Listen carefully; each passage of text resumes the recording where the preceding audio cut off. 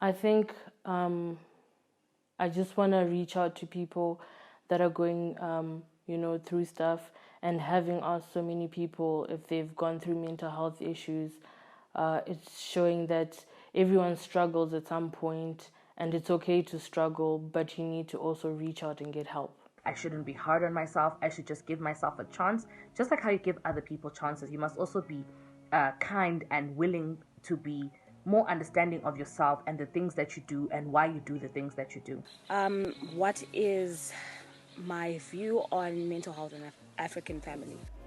I think mental health in African homes is silence. Like, people don't discuss it, people don't talk about it. Growing up, never really talked about it in the family.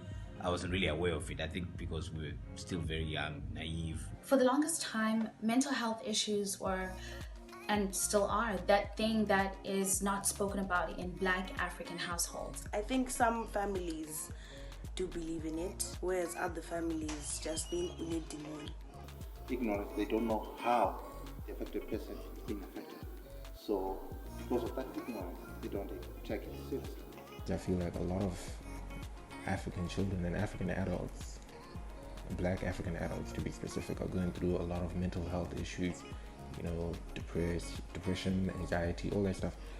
I feel like, it needs to be talked about more, and people need to be more open about it and be like, look, acknowledge that I am going through this, I need to talk about it, and have people that they can confide in and just talk about it and just let it out. Mental health in African households, unfortunately, that is not a topic as yet, which is quite unfortunate. It's either seen as a Western problem or a spiritual attack. However, how can you help a loved one go through something that you do not understand? It's not acknowledged in enough African households because people will either say, Mamepo, pray for her, or stop being a sissy, or stop being a wuss. I can't say anything because I'm told I'm too weak. I'm told that I show my emotions too much. Don't say anything. You will embarrass us in front of family and neighbors and society at large. It's quite sad, really, because that's why most people are quiet, they're silent, they're battling this thing on their own, because who are they going to run to? In my home, mental health was neglected. It's something that one doesn't see with the naked eye, so perhaps that's why most African parents don't prioritize mental health as much as they do physical health. I've experienced it firsthand.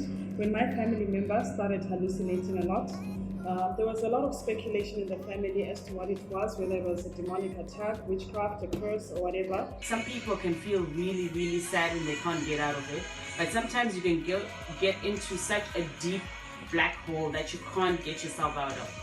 And you have to go and seek help. I think people should speak more about it. It's unfortunate that we do not. I think there's still a lot of stigma around the situation, and it would be nice if those stigmas were taken away, because as Black people we go through a lot of struggles, and even living in Zim is just a struggle. There's still this barrier when it comes to having normal conversations with people, because I think a lot of mental health difficulties are still very much stigmatized, and there's that umbrella term of this person is mad. The one thing that we need to do is just normalize having those conversations. The same way you would speak to someone and say, I have a cold, you can go up to someone and say, my anxiety is not great today. Generally, we don't really take time to appropriate what it is and then recognize what it is and then deal with it. That many of us, at some point we actually do get overwhelmed and find ourselves feeling very low. Some lows are lower than others, some are deeper than others.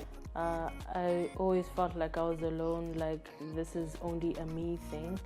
And that's because I didn't know about it. I didn't know about mental health issues. I didn't know about struggling, mentally, emotionally, and socially. So I think it's important to get the word out, and this could help someone else who doesn't really know what they're going through and who just really, needs help and needs to understand what they're going through.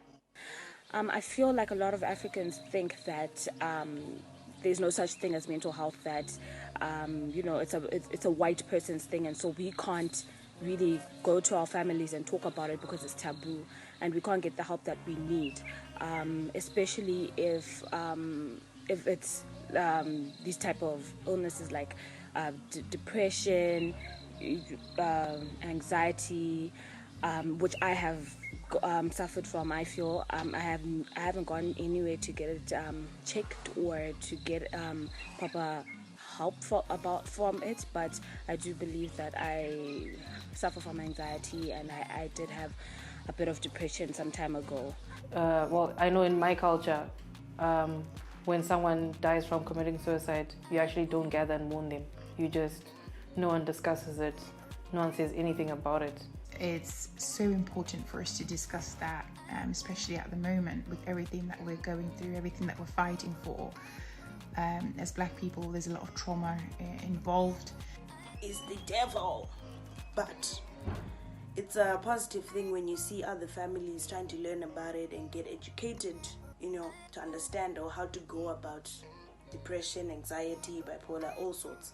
The elephant in the room that no one acknowledges or addresses. And because of that, there are people who have and are going without treatment because of ignorance, because of stigma, and a general misconception that mental health illnesses cannot be treated. My feeling is I'm happy. And so mental health is about your feelings. You should always tell an adult how you feel. Because if they don't know your feelings, they don't know what you're feeling, and it might be a problem. Yes, I've sought help, professional help for depression and anxiety, and it's actually going well. It's still ongoing, and I'm on my medication. Yeah. I'm one of the victims of this mental health problem. Men are just given this authority, and when they get to a certain age, they're expected to provide. What then happens when men get there and they're unable to do it, to fulfill all that? Men feels useless. But unfortunately, men can't talk about the emotions that they're going through because society deems that as weakness. So my thing is, let's be a safe space for men and let's advocate for men and mental health. Panyaya kufungisisa ndakarwarirwa nemudzimai angazosvika pakushaya angandisira vana, so ndakafungisisa zvekuti ndakatomboonda, but ndakazongoti regai ndipo umwe munhu wopfungwawo dzangu zvendinazvo mumwoyo, so ndikakwanisa kuzokanzerwa. Have I suffered from mental health? Yes. Did I get help? No. Why? To be honest, I wasn't even aware I had mental health issues. For the greater part of 2018 and early 2019, it was not easy, but eventually I found a way to deal with it, to cope, and I have days when I do go through it, but I know how to manage it. But essentially just keep talking about it, have someone you can talk to, have people you can talk to. Mental health is a real issue, and as loved ones we need to equip ourselves to be safe spaces and to be the help that our loved ones need. So this is a topic that we need help with. Whether it can come from schools, to come from the professional setting, somehow it needs to be forced in the household. And maybe it's up to our generation to actually bring it, especially to the older guys. I suffered from depression and anxiety when I was 2016, when I lost my grandmother. And the fact that I was all alone, it was really hard until I came back home where there was family. And I started to work out more because I kind of found that's where I did better. And that was my therapy, gym. I had so much press that I ended up even hating myself, even hating my last born child. Why did God give me this child when He knew He's going to take away my husband? I was jealous of myself. I was jealous of everyone. I was so happy when I was isolated. If I am in my own room, I was so happy. So things were not working well. I was now mentally disturbed. I could hear even sounds in my mind. I went through some hectic depression after my dad died, probably for a solid 3 years. It was a dark place, and I got help from friends, one of them whose mom is a therapist. So yeah. I'm the most anxious person. Although sometimes I don't show it, I do suffer from anxiety. I even have my baby elephant here to just keep me company because I'm like super stressing about this. But yes, I have suffered from anxiety, and it had to do a lot with the workplace and how things were going in my life at the time. But I managed to fight and push through, and it's not as bad as it was now. Indakura ndiri nherera ende ndichichengetwa namai neni stepmother vanga vari abusive ende upenyu hwanga usina kureruka. but inini ndasingagoni kusheya zvaitika muupenyu hwangu nemumwe munhu ndaingove munhu anongoenda pake ega ochema ndikapedza kuchema ndodzokera pane vamwe ndongonyepera kufara but mukati mandiri musina kufara. I am finding out that what I was going through was normal, and well, not normal, but it's something that, you know, I can get help with, something I can actually talk about. It doesn't make me different just because, you know, I had some struggles. So I think now is the time for me to speak out because I'm finding my voice. Yes, I have struggled with mental health, actually as recent as the lockdown, and I did get help with the friendship bench, and I did therapy, and it was very, very helpful. And I also suffer from depression, and it's actually been an ongoing thing within my 20s. Yeah, it's not something to be ashamed of, not something you should feel bad because many people are going through it. It's okay to actually get help and try and reach out to someone professional to get help on the matters that you're going through. And I think it's important to get help, but I've personally never gotten help for it. My advice to other ladies or men who are out there is to seek help when it is needed, is to seek help when you are in depression, is also to find someone to talk to about your situation. Self-love is loving me. It's loving Muzi to the best of my ability. It's being kind to me. It's being forgiving of myself. So from a young age, women were taught how to cook, how to clean, how to be a good wife, how to be a good mother. It might not be necessarily the right way to do things. I don't agree with some of the things, but we're taught how to do it, and we're taught how to speak on our emotions. However, when it comes to men, from the point that they are born, they are given this authority of being a provider. They are told they will be the head of the household. They're supposed to fend for their family. What makes the guy's minds tick is, are they making progress in life? You know, do they have a job? Are they making money? They get to the point where they want to get married. Will they be able to look after their family? Those are the things that really, I would say, will occupy a guy, especially a young guy's mind. So it's self-love. It's important to love yourself, but you'll find that with the guys, it's probably more about self-worth. Am I worth anything? Am I contributing anything to my family? Am I making a difference to the people that are around me? It is very important when you're going through this because you don't want to slip into a whole other thing of thinking I'm not worthy enough, I'm not enough, whatever, but you need to know that you are enough. And that says a lot. It means choosing me. It means working on myself when it comes to things like building self-confidence and accepting that I have to do things I don't like to do, like running. Self-love is loving yourself for who you are and not listening to the negative comments that the people around you throw at you. This is when you do things that motivate you spiritually, physically, and mentally, like reading the Word of God and going exercising. Being totally and completely comfortable in who you are as a person. So much so that no event or no one else's opinion is going to alter how you feel about yourself.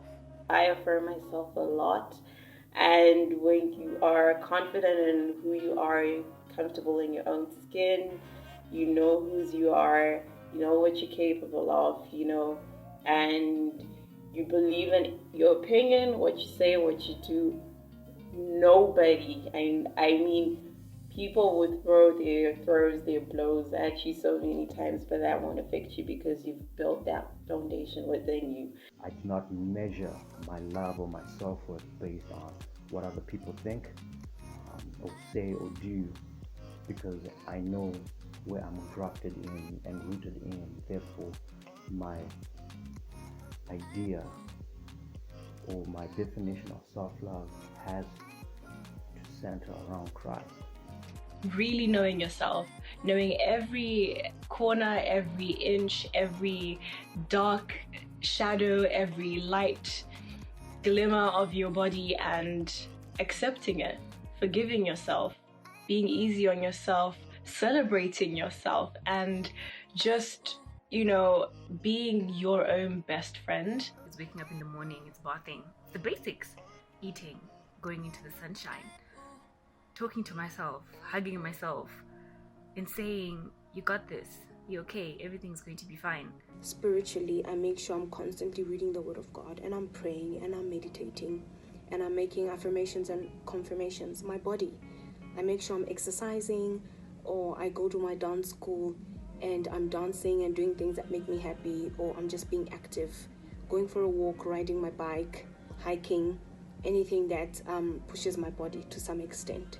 And then mentally, I strive and just try my best to have the right thoughts, to have the right mindset and think positively always, and not be too hard on myself, because one of the bad things about me is that I'm way too hard on myself and it affects me in a negative way. So I try my best not to be too hard on myself. I love talking about self-love because it's something that I feel like I know my strength, and that is my way of showing my self-love. I know who I am and I know who I am not as well. I'm happy with who I am. I'm open for being more than what I am, and that is just what I love about myself. In our family, we are all so diverse, all different colors, all different shapes. Some are lighter, some are darker, some are bigger, some are smaller, some are taller, some are shorter. But you know what? Love the way you are because you are unique. I only began to love myself probably about 2 years ago. Had you told me that I was beautiful before that, I'd be like, yeah, right. But now I do, because I realize like this is it. This is me, and I love me. Accepting who I am in all factors of my life, whether it be physical, having that big forehead and a permanent lump on my lip, I need to accept that. Mentally accepting that I'm an anxious person. If any inconvenience comes to my life, I might just shake. Spiritually accepting that sometimes when things get too tough, I can't pray. Emotionally accepting that I'm too sensitive. I need to accept that. Once I accept that and I'm okay with it, anything that comes as an improvement is just an addition to the self-love I already have for myself. I started to treat myself better. I started to tell myself I'm beautiful, that I'm loved, even though it's hard at times, because you'd be like, not me. But baby steps. You've got this. Like, it'll take time, but you've got people that love you. You've got people that were willing to listen to you, and it'll get better one day at a time. Acknowledging your weaknesses. It is accepting them as well. It's definitely not instant gratification. It's not narcissism, and it definitely isn't self-sacrifice in order to please others. Loving yourself fully and making efforts to make sure that you take care of yourself. So that means also self-care. You accept who you are, and you take measures every single day to make sure that you're okay. And it also goes with your mental state. So you have to fix your mental state, or try to get that in order for you to fully love yourself, because without that you can't love yourself enough. You should really try and find self-love. It's easier said than done, so it's very important that as communities, as families, we just say, hey, are you actually okay with what's going on? Talk to me. We just listen. Don't try and judge, and because it's not going to get no one any better. Self-love is about loving your being and yourself and how you're made. I love myself because I'm beautiful, and I have amazing hair.